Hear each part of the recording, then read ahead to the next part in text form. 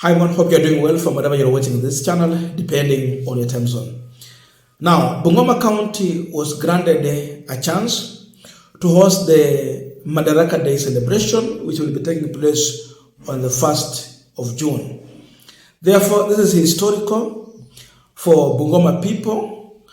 After a very long time, one of its kind to host a national event like this one.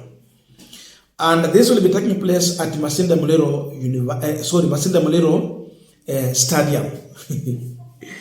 So the preparation for the venue has been going on for the past 2 months.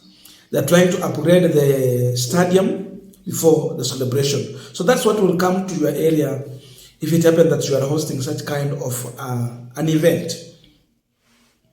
And then definitely, of course, you will have business there also.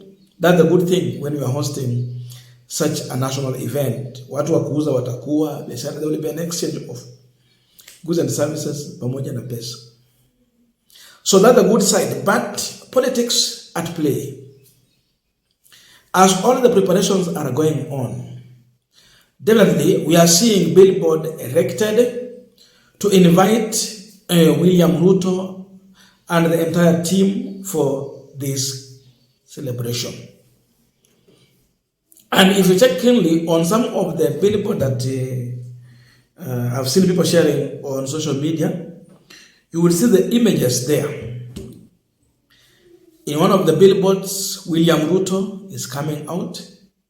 Then you see Rigathi Gachagua is also there. Then you see the Bungoma governor, Ken Makelo Lusaka, the National Assembly Speaker, Moses Masinde Wetangula.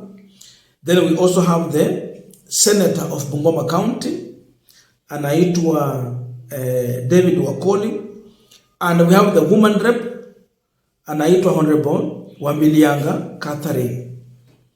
Those are the images. Welcoming His Excellency Dr. William Ruto to Bungoma County for the 61st Madaraka Day celebrations. That is it. You go to another one there, you see only the image of William Samoei Ruto, 1st June 2024. Welcoming His Excellency Dr. William Samoei Ruto, EGH, to Bungoma County for the 61st Madaraka Day celebration. Hiyo ni Ruto peke yake. If you go to another one now, in this one, we have about 4 people. Welcoming, that's the same statement. Now, I want us to look into those images. Definitely, we have the image of William Samoei Ruto. Then we have Rigathi Gachagua coming second. We have Moses Masinde Wetangula, who is the Speaker of National Assembly. Then the governor. Those are the images. And that is what I want us to discuss about.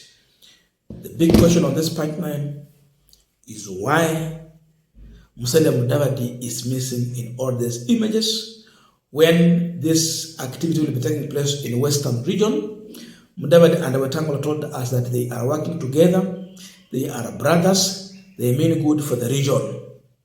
But you can put Gachagua's image, then the number 3 in the pecking of Kenya Kwanza politically is Masinde Mudavadi. He is missing. But you have Wetangula, who should not be even part of politics because the position he's holding to need a person who is not aligned anywhere. But he's there. Mudavadi image is missing. Why? Before we go deep into that, just a quick request. For those who are watching and you are not yet subscribed, please consider subscribing. To our returning subscribers, I must say thank you so much. And again, to all our viewers, please give this video a thumbs up. Thank you so much, and back to this discussion. Now, definitely, there is something we are going to learn out of this Madaraka Day celebration that was taking place in Bungoma. By the fact that someone omitted the Masinde Mudavadi image, but the rest top Kenya Kwanza leaders including county leaders. Their photos are appearing. It tells you that there is a problem between Masinde Mudavadi and Wetangula. So this is a purely Bungoma affair with the national government. Ruto, Gachagua, then Bungoma leaders. It is a Bungoma issue. If it was a national issue that has not been reduced to a Bungoma politics or a Bukusu politics, then definitely there will be no any problem in including Masinde Mudavadi's image into that billboard. But by the fact that they avoided it, then it tells you the deepening differences between Masinde and Wetangula when it comes to Western region politics. By the way, apologies. We are in a village setup, so ukisikia kelele ya kuku unaelewa, that is a cock. So that is it, a village setup. So get to enjoy all these things. Now, what we are seeing here is something we can refer to as a competing interest within Kenya Kwanza coalition. There is competing interest between Musalia and Wetangula as far as Western region politics is concerned. Musalia want to control. Wetangula want to control. They all want to ascend into power. They all want to be the image of Western region. But then, the perception has been that Wetangula in Kenya Kwanza, that's what I mean, not in Kenyan politics, but in Kenya Kwanza, Wetangula is controlling Bungoma, Trans Nzoia, Bukusu. Then Mudavadi is left with the Kakamega, Busia, Vihiga. Hizo ziko huku tatu. Na zile ni mbili zote tano. So, as this issue is happening in Bungoma, they find no relevance politically to have Mudavadi on that billboard. So, they did it knowingly. They did it technically. They are well aware. And there is a message to Masinde Mudavadi. We don't recognize you. You are the prime cabinet secretary, but we recognize Wetangula, but not you in Bungoma.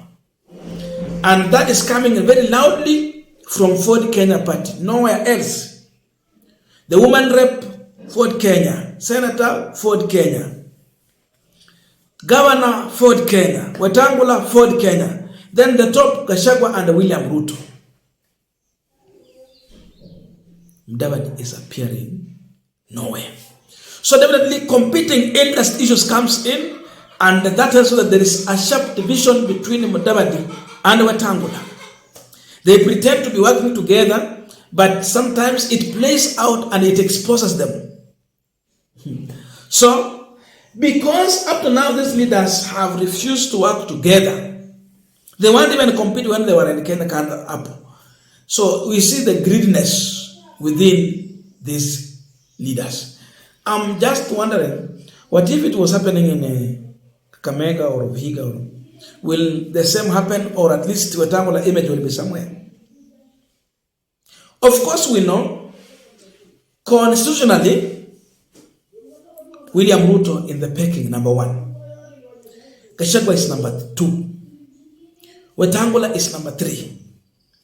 And the CJ Mother Kome is number 4. If we talk about the 3 arms of government: executive, National Assembly, judiciary. So executive kuko na watu wawili. Ili huyu akitoka huyu ako. Na mambo yakiharibika hawa wawili ionekana kwamba hawawezi, National Assembly comes in. And if National Assembly seems to be ikionekana kuwa somehow compromised or not even not really much strong enough to lead, then the judiciary comes in. For example, mambo ya kura ikianza sasa, kuna petition na imeleta shida, then there is crisis, they come in. But politically, Masinde Muliro was placed number 3. Technically, though not within our constitution. So he is being recognized first by Kenya Kwanza in that pecking, so that it is William Ruto, Gachagua, Masinde Muliro. Then Wetangula comes in that pecking order. Wetangula is saying, no, mimi nitatumia constitution na sio mambo ya political goodwill William Ruto.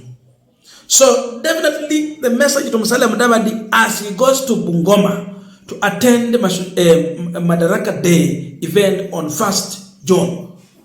You are an unwelcomed guest in Bungoma. You are not needed. There is competing interest, and your opponent is the person you call your friend and a brother within Kenya Kwanza. That is the message here. You are unwelcomed guest. Imagine Mudavadi in Bungoma, then we have Gachagua image all over on billboards, but Mudavadi is missing. And this is Bungoma. Then when you go to national politics, there is also competing interest between Musalia and Gachagua. So therefore, Gachagua carries a day in Bungoma because his image is appearing, but his close competitor within Kenya Kwanza is missing because of the local home ground politics at play. That's the issue. I don't know your views, but let us meet in the comment section to continue this discussion. Thank you so much, and see you in our next video.